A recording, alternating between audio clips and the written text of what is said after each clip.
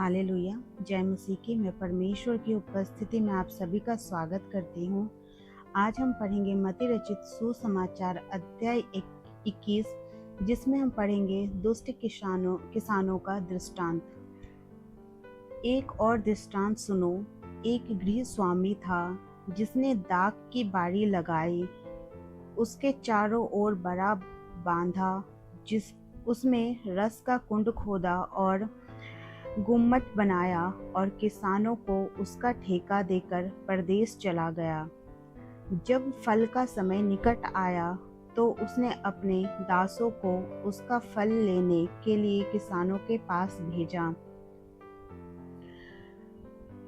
पर किसानों ने उसके दासों को पकड़ के किसी को पीटा और किसी को मार डाला और किसी पर पथराव किया। फिर उसने पहलों से अधिक और दासों को भेजा और उन्होंने उनसे भी वैसा ही किया।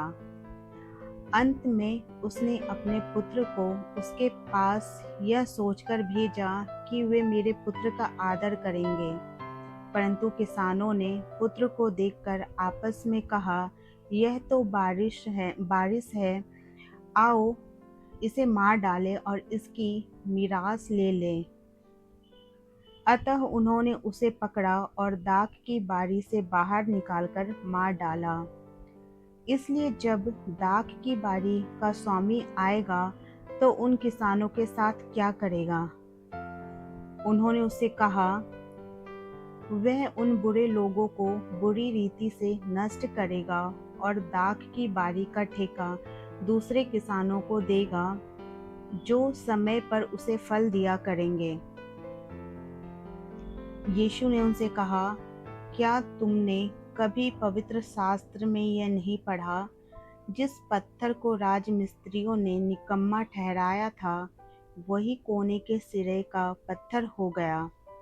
यह प्रभु की ओर से हुआ और हमारी दृष्टि में अद्भुत है।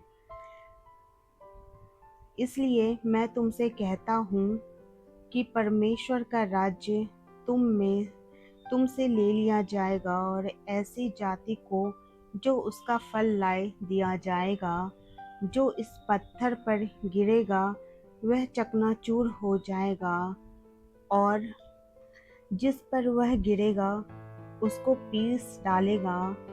प्रधान याजक और फरीसी उसके दृष्टांतों को सुनकर समझ गए कि वह उनके विषय में कहता है, और उन्होंने उसे पकड़ना चाहा, परंतु लोगों से डर गए, क्योंकि वह उसे भविष्यवक्ता मानते थे।